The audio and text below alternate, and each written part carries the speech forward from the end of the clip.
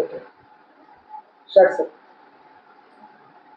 दिनांक 21/3/2025 रोजी लोहा शहरातील शिवाजी चौकाजवळील कानोडे कॉम्प्लेक्समध्ये एक 20 वर्षाची युवती धनश्री रमेश तेलंग ही आम्हाला बेशुद्ध अवस्थेत मिळून आलेली होती.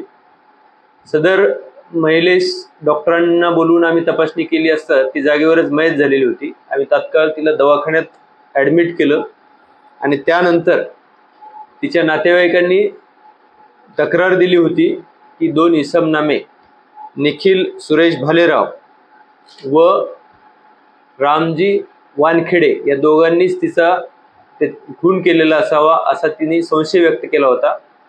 सदर संशयावरून आम्ही ताबडतोब 24 तासाच्या आत निखिल सुरेश भालेराव या 1 नंबरचे आरोपीस ताब्यात घेतले. त्या पेठशिवणी गावातील शेतशिवारातून त्याला ताब्यात घेतलेला आहे आणि त्याच्याकडे चौकशी केली असता त्याने सदरचा गुन्हा केल्याचे कबूल केलेले आहे.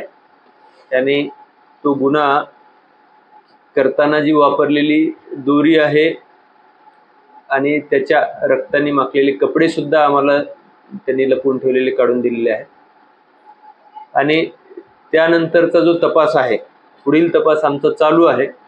यात इतर कुठले अजून आरोपी आहेत का किंवा इतर कुणाचा सहभाग आहे का किंवा एक कट कारस्थान आहे का, या सर्व गोष्टीचा बारकाईने तपास केला जाणार आहे आणि सर्व बारकाईने तपास होऊन सर्व गोष्टी आपल्या समोर त्या येतील. खून कशामुळे झालेला आहे का?